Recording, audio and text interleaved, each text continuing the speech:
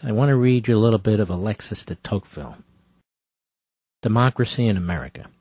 He wrote, "The American Republic will endure until the day Congress discovers that it can bribe the public with the public's money. Democracy and socialism have nothing in common but one word, equality. But notice the difference," he wrote. "While democracy seeks equality and liberty, socialism seeks equality in restraint and servitude."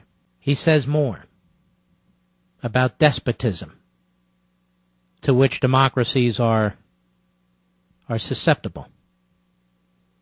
He wrote, "Among men who have lived free long before they became equal, the tendencies derived from free institutions combat, to a certain extent, the propensities superinduced by the principle of equality. And although the central power may increase its privileges among such a people, the private members of such a community will never entirely forfeit their independence. But when equality of conditions grows up among a people who have never known or have long ceased to know what freedom is, and such is the case on the continent of Europe," he wrote, "as the former habits of the nation are suddenly combined by some sort of natural attraction with the new habits and principles engendered by the state of society, all powers seem spontaneously to rush to the center. These powers accumulate there with astonishing rapidity, and the state instantly attains the utmost limits of its strength, while private persons allow themselves to sink as suddenly to the lowest degree of weakness." He wrote, "Above these citizens an immense tutelary power is elevated, which alone takes charge of assuring their enjoyments and watching over their fate. It is absolute, detailed, far-seeing, and mild. It would resemble paternal power if, like that, it had for its object to prepare men for manhood. But on the contrary, it seeks only to keep them fixed irrevocably in childhood. It likes citizens to enjoy themselves, provided that they think only of enjoying themselves. It willingly works for their happiness, but it wants to be the unique agent and sole arbiter of its happiness. It provides for their security, foresees and secures their needs, facilitates their pleasures, conducts their principal affairs, directs their industry, regulates their estates, divides their inheritances. Can it not take away from them entirely the trouble of thinking and the pain of living?" De Toqueville, Democracy in America. "Subjection in small affairs manifests itself every day and makes itself felt without distinction by all citizens. It does not make them desperate, but it constantly thwarts them and brings them to renounce the use of their own will.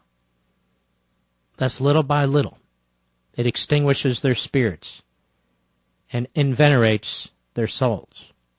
How many times have you heard a liberal call this show? "Don't you think so-and-so has a right to such and such? Don't you think so-and-so has too much? Don't you think on and on?" These are the people that de Toqueville considers lost. The liberal is gone to a free society. They've thrown in. Some of them know it, some of them don't. Some are witting, some are unwitting. But they've surrendered their soul and their individual spirit to a construct of other men, a centralized authoritarian government. If they think they can pay a little less for medical care, they're willing to surrender their liberty. Worse yet, they're willing to surrender the liberty of their fellow citizens. And based on what? A promise. A promise that the government will ensure that you won't get sick. And when that fails, if you do get sick, you'll be taken care of. And you'll be taken care of in a way that is more efficient and provides more quality than today. And if you get elderly, you'll be taken care of right to your dying days. It's all a lie. It's all a lie. We've had enough experience. This is not 1930. We've had enough experience with centralized big federal government massive bureaucracies, massive monuments to one politician or another, decade and decade and decade of false, empty promises. We've heard it all before. The war on poverty is a never-ending war, just like the provision of health care by the government to ensure that everybody has whatever they demand is a never-ending promise. It's like chasing your tail. You just chase it forever. We conservatives, we listen to the great minds of the past. We look at how mankind has behaved over thousands of years. We conservatives come by our principles not out of reflex, not out of emotion, but out of tradition, experience, observation, and knowledge. Barack Obama is just the latest manifestation of a statist. He's younger, in some ways more clever and manipulative. He's been indoctrinated well. And he'll basically say whatever he has to say, as Saul Alinsky advised him, to push the ball into the net. And that's what you'll see on these 5 Sunday shows. And oh, by the way, Monday night on the Letterman show, the endless Mao-like, Stalin-like, Lenin-like media attention constantly coming into our homes, uninvited. It's just a barrage of propaganda. And what is really Obama asking us to do? To accept him as a cult figure. Because he has nothing else to offer. He has no expertise. He has no substance. He has no experience. We are to accept him as a cult figure,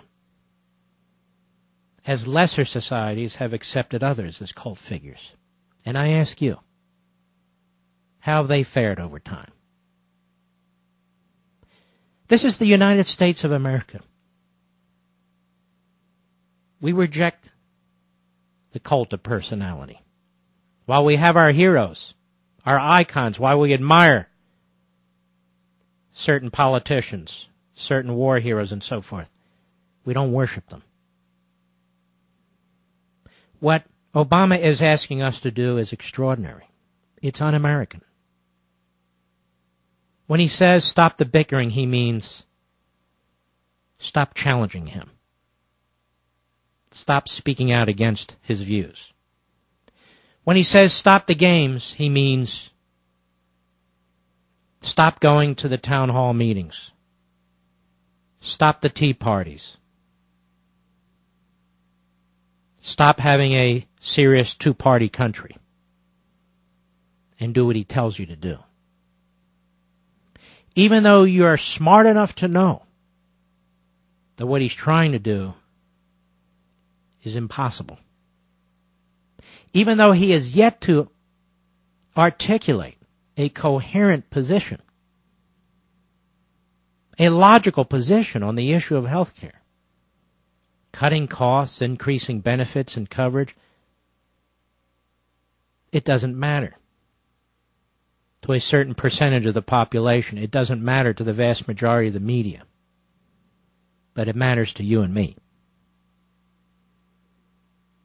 What Obama is demanding is that we cease being Americans, is that we cease being the United States of America, that we cease having faith in limited government, faith in God, faith in the Founding Fathers, and transfer all that faith to him. That's not going to happen. Not in this country. This is a unique country with a unique people, with unique traditions and customs, with a real constitution, and a real history. That's not going to happen.